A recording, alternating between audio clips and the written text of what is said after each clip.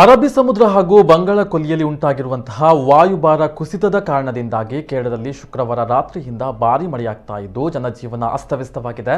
ಅನೇಕ ಕಡೆಗಳಲ್ಲಿ ಪ್ರವಾಹದ ಭೀತಿ ಎದುರಾಗಿದೆ. ಹೀಗಾಗಿ ವಿಪರೀತ ಮಳೆಯಾಗ್ತಾ ಇರುವ ಪತ್ತನಂತಿಟ್ಟಂ, ಕೊಟ್ಟಾಯಂ, ಎರ್ನಾಕುಲಂ, ಇಡುಕ್ಕಿ ಮತ್ತು ತ್ರಿಶೂರು ಜಿಲ್ಲೆಗಳಲ್ಲಿ ರೆಡ್ ಅಲರ್ಟ್ ಅನ್ನು ಘೋಷಣೆ ಮಾಡಲಾಗಿದೆ.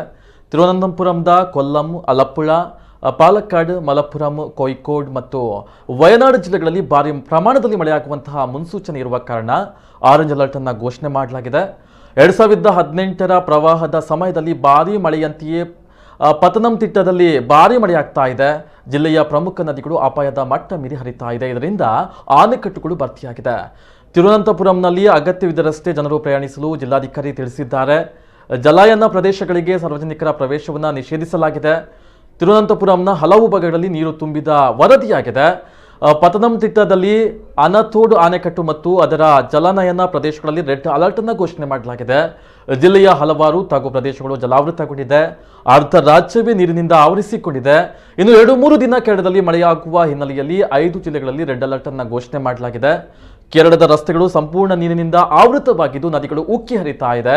ಈ ಹಿನ್ನೆಲೆಯಲ್ಲಿ ಹಲವು ಡ್ಯಾಂಗಳ ಗೇಟ್ಗಳನ್ನು ತೆರೆಯಲಾಗಿದೆ. ತಿರುವನಂತಪುರಂ, ಕೊಲ್ಲಂ, ಅಲಪ್ಪುಳ, ಕೊಟ್ಟಾಯಂ, ಪತ್ತನಂತಿಟ್ಟ, ಇಡುಕ್ಕಿ, ಎರ್ನಾಕುಲಂ ಮತ್ತು ತ್ರಿಶೂಲ್ ಜಿಲ್ಲೆಗಳಲ್ಲಿ 1 ಅಥವಾ 2 ಸ್ಥಳಗಳಲ್ಲಿ ಸಾಧಾರಣ ಮಳೆ ಮತ್ತು ಬಿರುಗಾಳಿಯ ವೇಗ ಗಂಟೆಗೆ 40 ಕಿಲೋಮೀಟರ್ ತಲುಪುವ ಸಾಧ್ಯತೆ ಇದೆ ಎಂದು IMD ಎಚ್ಚರಿಕೆಯನ್ನು ನೀಡಿದೆ.